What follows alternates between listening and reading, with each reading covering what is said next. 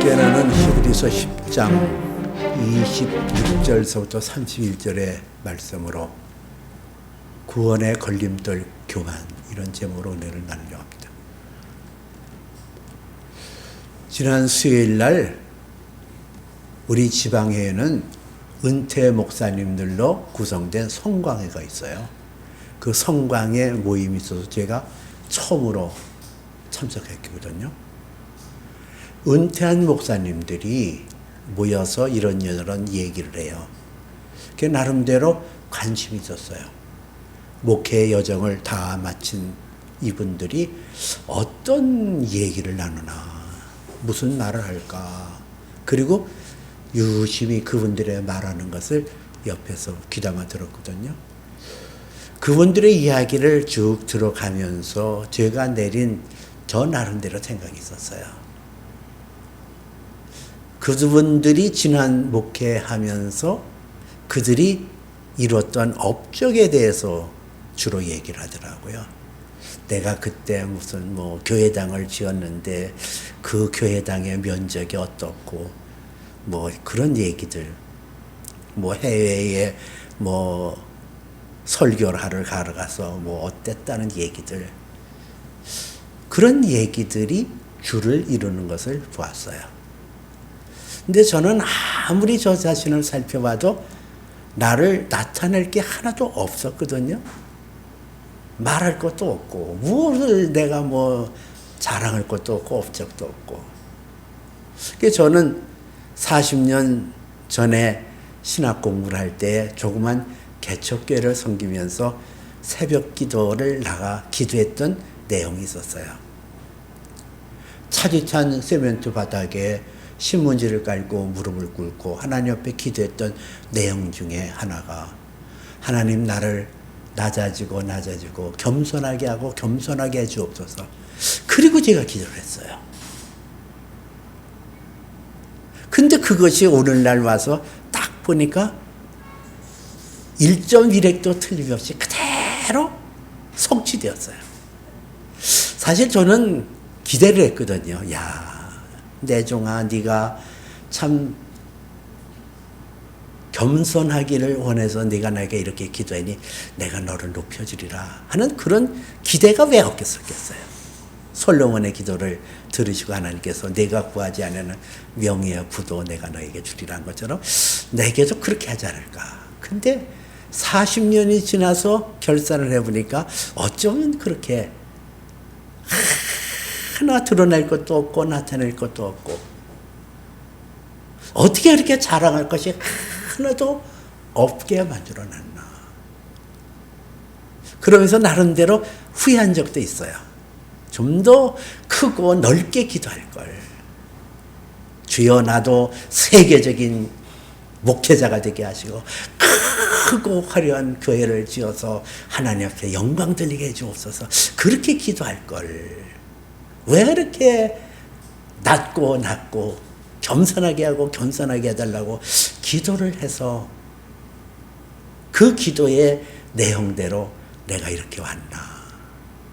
근데 이거는 저의 모습뿐만 아니라 성경에 나타나는 모든 사람들의 모습을 보면 참 겸손하기가 굉장히 어렵거든요. 그 왜 그러냐 하면은 사람이 하나님 앞에 죄를 지은 다음서부터 사람에게 나타난 현상이 뭐냐면은 내가 스스로 일하고 내가 스스로 노력하고 내가 스스로 독립해야 된다는 그런 자세가 뿌리 깊게 느려진 거예요. 그러니까 성경에 아담과 하와가 낳은 가인과 아벨 있잖아요. 가인은 동생 아벨보다 내가 무엇이든지 너보다 낫다는 것을 하나님 앞에 입증되기를 원했어요. 그래서 그가 지은 농산물을 가지고 하나님 앞에 제사를 드렸는데 하나님께서는 그 제사를 받아들이지 아니하시고 그 동생이 어린 양의 피를 가지고 제사했던 그거를 받아들였어요. 이게 화가 머리끝까지 난 거예요. 아니 그게 머리끝까지 날 게 뭐가 있어요? 뭐가 담겨 있을까요? 그 안에 나를 드러내고 내가 너보다 낫지, 내가 너보다 훌륭한 사람이야. 이거 입증하는 것이 무너졌을 때 그 화가 머리끝 끝에 나서 결국은 인류 최초의 살인자로 가인이 돌변하잖아요. 태중에 있었던 야곱과 에서의 얘기도 마찬가지예요. 같이 태중에 있는데 왜 네가 먼저 나가? 그 성경에 보면은 이 야곱이 그 에서가 먼저 나갈 때 그 발 뒤꿈치를 잡고 나갔다 그랬어요. 그 어린아이가 뭘 알아서? 네가 왜 먼저 나가냐? 내가 먼저 나가야지. 그거 아니에요? 내가 너보다 나아야지. 내가 너보다 못할 게 뭐가 있어? 한 뱃속에 태어났는데. 그 생각이 없는 아이 같은데도 에서가 먼저 나니까 뒤꿈치를 잡았다. 이게 인간의 실존이에요. 내가 너보다 낫지. 내가 너보다 못할 게 뭐 있어? 이런 나를 나타내고 나를 드러내고자 하는 교만. 이거는 예수님의 제자들도 예가 아니었어요. 예수님께서 십자가에 못 박혀 죽으실 것을 예고하셨을 때 제자들이 그 예수님의 죽음 앞에서 누가 크냐, 우리들 중에 누가 크냐를 서로 다투어서 얘기했다 그랬거든요. 이게 한두 번이 아니에요. 그래가지고 서로 다투는 거예요. 내가 주님을 위해서 얼마나 일을 했는데, 내가 주님을 위해서 얼마나 열심을 냈는데 내가 나서야지, 내가 이래야지. 이런 것들. 여러분, 이래서 이게 인간의 본성 속에서는 사실은 교만을 물리치고 겸손하기가 굉장히 어려워요. 그러나 이 교만은 버리지 않으면 이것은 구원을 이루는데 커다란 장애 요소가 되고 걸림돌이 되는 거예요. 교만이라는 것은 영국의 찰스 스폴전이라는 아주 유명한 목사님의 설교 중에 그런 얘기가 있거든요. 인간 타락의 가장 근본적인 것은 교만이다.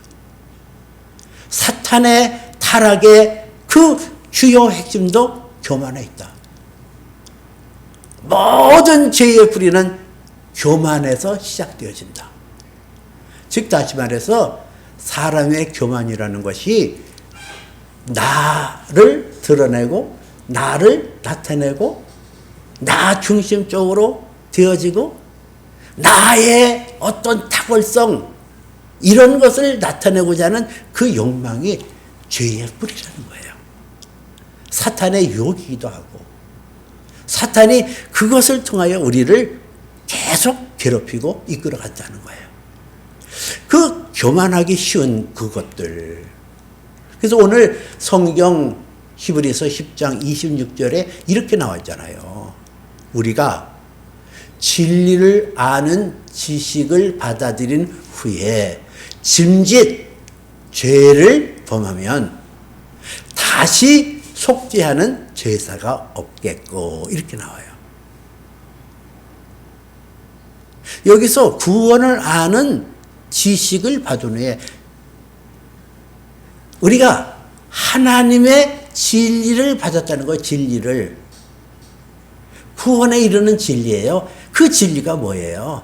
예수 외에는 길이 없고 예수 안에서 우리의 그 영생의 은혜가 주어진다는 건데 그 하나님 앞에서 우리가 진리를 받았다는 거예요. 근데 그것을 받은 후에 짐짓 죄를 범하면 고의성이 있어요. 그 예수 그리스도의 그 구원의 사건, 구원의 능력을 벗어버리고 짐짓 죄를 범하면 그건 고의적으로 보였다는 거예요. 그게 가장 뿌리에는 교만이 있다는 거죠. 그 교만의 모습을 잘 드러내고 쉽게 우리가 죄를 범할 수 있는 그런 이야기가 마태복음 7장에 나와 있거든요. 마태복음 7장에서는 우리 예수 믿는 사람들이 교만하기 쉽고 하나님의 진리를 거부할 수 있는 그러한 조건들, 그러한 이야기들이 나와요. 마태복음 7장 22절에는 예수님께서 그날에 많은 사람이 내게 말하여 이르되 주여 주여 우리가 선지자 노릇을 하며 우리가 귀신을 쫓아내며 주의 이름으로 많은 권능을 행하지 아니하였나이까 하리니, 이렇게 나와요. 그날이라는 것은 어느 날이에요? 그날에 많은 사람이 나에게 말하여 이른다고 그랬거든요. 그날이 어느 날이냐고요? 심판 때. 내 인생의 모든 결산을 다 세우는 그 심판의 그 면전에서 주여 주여 하는 사람이 있다는 거예요. 주님을 친근하게 여겼다는 사람이에요. 주여. 한 번으로 그치는 것이 아니라 주여 주여 불렸다는 것은 친근하게 하나님을 섬겼고 하나님을 따랐던 그런 사람들이에요. 그런 사람들이 이르기를 우리가 주의 이름으로 선지자 노릇하고 하나님의 진리의 말씀을 나름대로 전파하고 주의 이름으로 귀신을 쫓아내며 권능을 행했다 했어요. 많은 권능이 따랐다 그랬어요. 역사가 일어나고 능력이 나타나고 오늘날로 말하면은 목회자가 미사여구를 써서 하나님의 복음의 말씀을 전할 때 수없이 많은 사람들이 몰려들어서 우리 목사님 말씀이 왜 이렇게 은혜로워. 그리고 그냥 많은 사람들이 막 그냥 박수를 보내고 큰 교회를 짓고 귀신이 쫓겨나가고 역사가 일어나고 그런 사람들이 마지막 심판대 가서 이렇게 주님을 위하여 내가 많은 일을 했더니 주님으로부터 칭찬을 받을 것이라는 기대를 가지고 그 주님 앞에 가서 자랑하지 않습니까? 주여 주여. 그 주여 주여 두 번 불렀다는 것은 주님의 어텐션, 주님의 주의를 자기에게 이끌고자 하는 그러한 마음이 다분히 서려 있는 거죠. 주의 이름으로 선지자 노릇하고 주의 이름으로 귀신을 쫓아내고 주의 이름으로 권능을 행하지 않았나이까. 내가 이렇게 많은 일을 했습니까? 그리고 그냥 기대를 부풀게 갖고 그 심판대 앞에서 그걸 얘기했는데 마태복음 7장 23절에서는 놀라운 말이 나와요. 주님께서 뭐라고 말씀하시냐? 내가 그렇게 말하는 그들에게 밝히 말하여 이른다. 나는 너를 도무지 알지 못한다. 나는 너희를 돌보지 못한다. 불법을 행하는 자들아 다 내게서 떠나가라. 이게 무슨 난리와 같은 얘기예요. 아니 주님이 나를 모른다니요 말이나 됩니까? 내가 주의 이름으로 행하지 않았습니까? 주의 이름으로 기도하지 않았어요. 주의 이름으로 말씀을 전하지 않았어요. 주의 이름으로 귀신을 쫓아내지 않았어요. 권능을 행하지 않았어요. 근데 나를 모른다니요.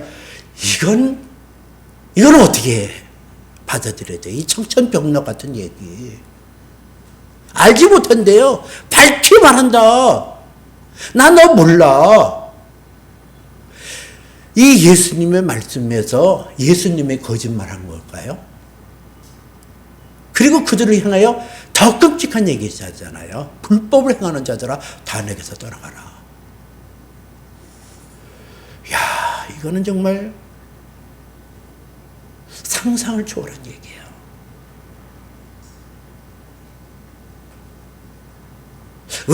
왜 예수님께서 내가 너희를 도무지 알지 못한다 그러셨고 불법을 행하는 자들이라 그랬을까? 왜? 무엇을 보았을까? 그리고 이 7장에서는 예수님께서 내가 하는 이 말을 듣고 행하지 아니하는 자는 그 집을 모래 위에 지은 어리석은 사람 같다 그랬거든요. 이 예수님의 말씀을 듣고 행하지 않았다. 그러면 이 주여 주여 부르짖어서 나왔던 이 사람들이 주의 말씀을 듣지 않고 행했다는 거예요. 왜? 무엇 때문에? 그들이 열심히 노력하고 애쓰고 수고했던 것은 나를 위해서 했다는 거예요. 거기에 예수님이 들어있지 않은 거예요. 나의 영광을 위하여, 나의 자랑을 위하여, 나의 억장을 위하여 내가 했어요. 내가. 그리고 그 마음속에 그 흐뭇함이 있는 거예요. 그러니까 주여 주여 이렇게 나오잖아요. 주여 주여 나를 주목하옵소서. 내가 일을 했습니다. 내가 일을 했습니다. 이것이 우리가 짐짓 죄를 범한 즉 다시 속죄하는 죄사가 없겠고 하는 말씀이 이런 내용이에요. 짐짓. 그게 내가 나를 나타내는 내 자랑이 나타나는 내가 뭘 했거든. 이러고 자랑하고 싶거든요. 나타내고 싶거든요. 근데 예수님은 나는 너를 도무지 알지 못한다. 불법으로 행하는 자들아 다 내게로 떠나가라. 우리가 업적이 필요 없다는 얘기 아니에요. 우선순위가 무엇이냐가 중요하다는 얘기죠. 내 안에 예수님을 주셨잖아요. 하나님을 세상을 사랑하사 독생자를 주셨으니 예수 그리스도를 주신 것은 그 예수 그리스도가 내 안에 오셔서 내 안에 하나님의 자녀로 하나님의 영광을 나타내는 하나님의 자녀로 세움을 받도록 원하시는 것이 하나님 뜻 아니겠냐는 얘기예요.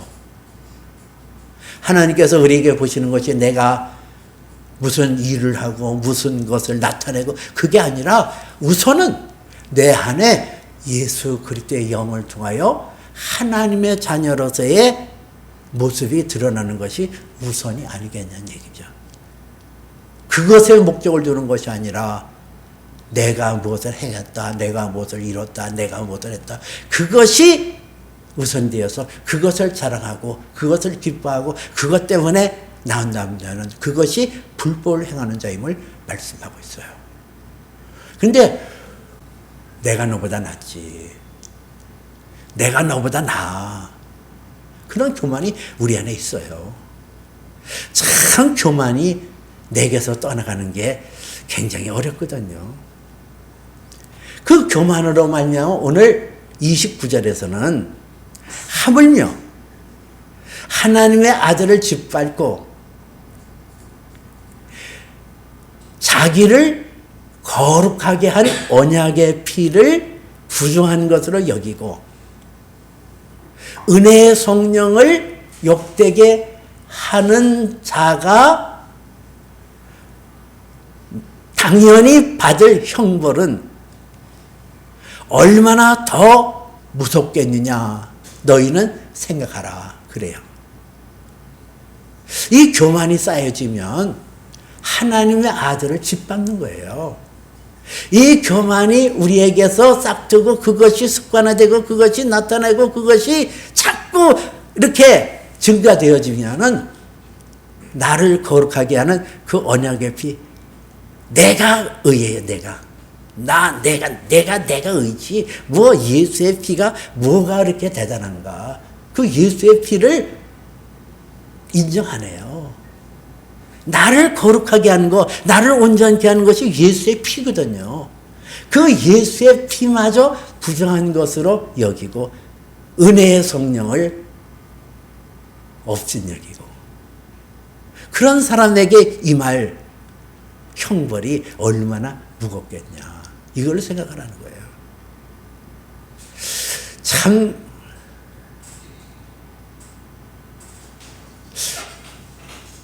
겸손하기가 어려워요.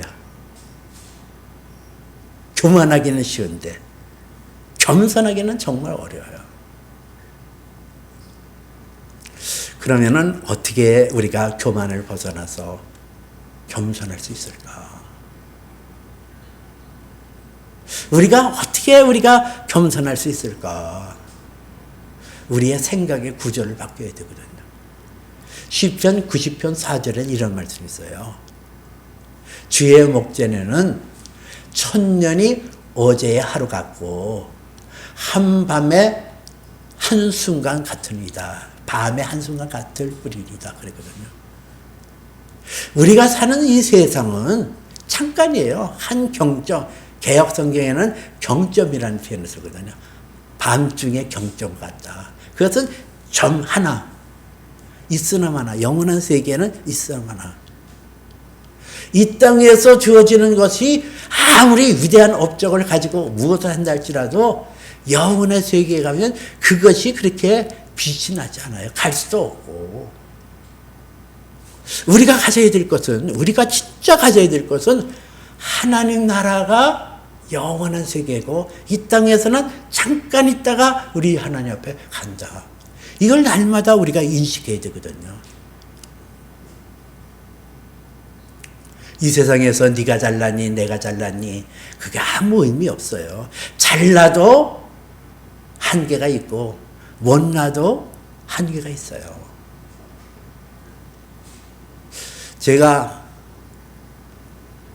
개척을 해서 7년 만에 교회 짓고 8년 있다가 건축한 그 교회에서 떠나가야 될 때 참 그때처럼 슬픈 게 없더라고요. 다 무너져 내려.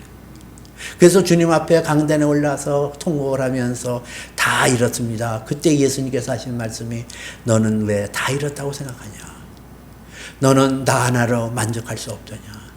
그 말씀을 내게 주시더라고요. 만약에 내가 그 잘 지어진 건축물 그리고 모여드는 성도들을 나의 자랑으로 삼았더라면 나는 어떻게 할 뻔했겠냐. 여러분, 나도 은퇴하고 가서 내가 그 전에 그 탄현동에 교회를 지었거든요. 그 교회 지어놓으니까 사람들이 몰려오는데요. 어떤 주일날은 막 15명도 올 때가 있고 20명도 몰려올 때가 있고 금방 교회가 차더라고요. 그래서 그 땅 샀죠 또. 이러고 내가 이 얘기했을 거예요. 충분해요. 나는 그러고도 남아요. 그런데 하나님께서는 얘야 너는 나로 만족할 수 없더냐. 그 음성을 듣고 청년 때 하나님 앞에 그 낮아지고 겸손하게 해달라고 했던 그 기도를 하나님께서 잊지 아니하시고 자랑할 것을 없이 하시고 나타낼 것을 다 내게서 떠나보내고 오직 예수 그리스도 안에 머물고 예수 안에서 기뻐하고 즐거워했더니 제가 아침에 일어나서 새벽에 먹는 음식이 생식과 우유 한 잔, 사과 반쪽 그렇게 먹거든요. 그런데 그렇게 먹는 것이 나는 왕의 성찬을 능가하게 기쁨으로 그것을 누리고 살아요. 제가 24시간 이 성전에서 기도하고 이곳에서 지나는데 나는 여기서 지내는 것이 예수가 내 안에 내가 예수님 안에 있었더니 나는 왕궁에 사는 것처럼 여기가 그렇게 행복하고 기뻐요. 천국을 누리고 사는 거예요. 자랑할 것은 없습니다. 나타낼 것도 없어요. 누구에게 나를 드러낼 것도 없어요. 그러나 내 안에 예수가 있어요. 자기의 생명을 아끼지 아니하시고 나를 위하여 십자가에 못 박혀 수치와 모욕을 당하시고 나 위하여 그 생명을 주신 예수 그리스도의 그 사랑, 그 은혜가 내가한테 역사하고 있어요. 나는 아무것도 자랑할 것이 없습니다. 내 안에 나를 일으켜 세우신 예수, 그분이 나의 자랑이고 나의 면류관이고 나의 삶의 의미가 되고 내 사는 목적이 되고 이유가 되었어요. 예수가 나의 전부다. 예수가 나의 능력이다. 우리가 그 예수 그리스도의 은혜를 늘 간직하고 사는 것이 교만을 버리고 겸손할 수 있는 비결이거든요. 또 하나는 자기 성찰이에요. 내가 누구냐. 제가 농촌에 목회할 때 관정을 한 적이 있거든요. 펌프 물을 기르기 위해서 우물을 판 적이 있어요. 파이프를 박아서. 근데 파이프를 박아서 내려서 조금 있으니까 드릴을 가지고 이제 파이프를 박았는데 거기서 물이 콸콸 나요. 근데 그 물이 흙탕물이었어요. 그래서 아니 왜 흙탕물이 나옵니까 했더니 이건 덮어야 됩니다. 우리가 나 자신을 살펴볼 때 내 안에서 죄라는 것이 드러나요. 아, 내가 죄인이로구나. 아, 내가 죄인이로구나. 여러분, 하나님의 영을 통해서 나를 깨닫게 해달라고 기도해 보세요. 그리고 나를 살펴보세요. 내 안에 있는 나를 살펴봐요. 그럴 때 내 안에 죄악이 발견되는 거예요. 아, 내가 죄인이로구나. 바울 사도도 그랬거든요. 그가 예수 그리스도를 주로 믿지 아니할 때는 자기처럼 의로운 자가 없었어요. 율법에 정통했지, 율법에 흠이 없는 자로 그렇게 자부했던 바울 사도가 자기를 통찰하고 자기를 살피는 성령의 거룩한 능력을 체험하니까 그가 고백하는 것이 로마서 7장 24절에 나와요. 오호라 나는 공고한 사람이로다. 이 사망의 몸에서 누가 나를 건져내랴. 그리고 그는 고백하기를 나는 죄인 중에 괴수로도이다. 그리고 자기를 가슴을 쥐면서 하나님 앞에 고백하잖아요. 죄가 더한 곳에 은혜도 더한다. 그런 고백을 해요. 그 관정을 뚫러서 파이프를 내려 꼬집어서 나오는데 처음에는 흙탕물이 나오는데 나중에 그 안반을 깨뜨리고 들어가니까 그 안에서 시원한 생수 맑은 물이 나오더라고요. 그렇거든요. 내가 하나님 앞에 나와 나의 죄를 고백하고 내가 죄인임을 고백하며 예수 십자가에 보혈이 아니면 이 죄를 씻을 수 있는 것은 아무것도 없습니다. 내 노력도 안 되고 내 힘으로도 안 됩니다. 그것을 고백하고 주님 앞에 나올 때 예수 그리스도 안에서 나를 살리시는 예수의 생수, 예수의 능력이 내 안에 들어오는 것을 경험하게 될 거예요. 예수. 그분의 은혜가, 그분의 생명이 나를 살리고 십자가의 보혈의 능력이 그렇게 위대한 것을 깨달으면서 나는 죽고 예수가 살아나는 그런 은혜를 체험하거든요. 40년 전에 낮고 천하고 겸손하게 해달랐던 그 기도를 응답하셨던 하나님.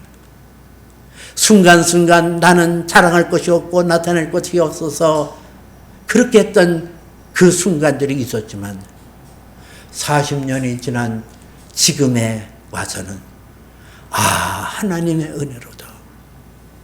하나님의 은혜로다. 나는 간 것 없고 예수만 내 안에 충만하게 나타나게 하옵소서. 마틴 루터도 그런 기도를 했어요. 아침에 일어나서 기도할 때마다 주여 오늘도 나를 쓰시옵소서. 그러나 나를 나타내지는 말게 하옵소서.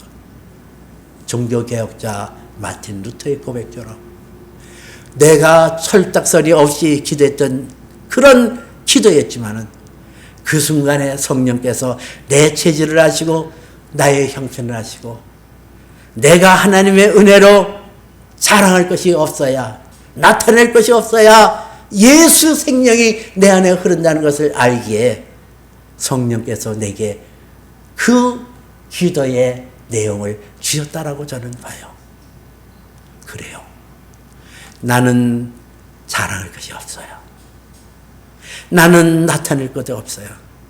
나는 보여줄 게 없어요. 그러나 내 안에 있는 예수, 나 위하여 당신의 생명까지 아끼지 아니하고 보내셨던 그 예수, 그분은 내 안에 지금도 살아 움직이고 그 마지막을 향하여, 심판대를 향하여 나가게 하시는 것을 저는 체험하고 있거든요.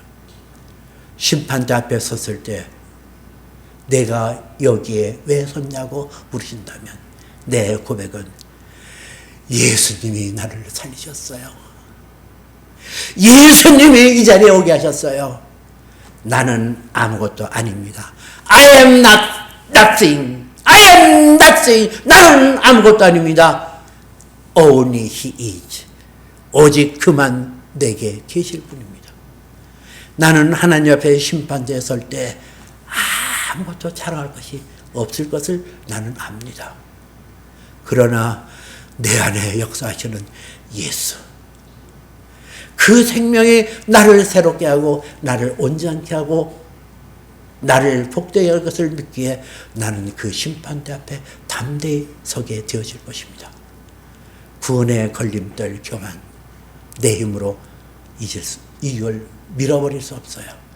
오직 하나님의 은혜로 이것이 가능함을 믿고 예수 안에서 나의 자랑도 나의 업적도 다 내렸고 하나님 능하신 선에서 겸손하라. 그리하면 때가 되면 너희를 높이시라는 것처럼 나를 높이시는 그 하나님 앞에 나오는 저와 여러분 되어주시기를 주님의 이름으로 축복해 드립니다.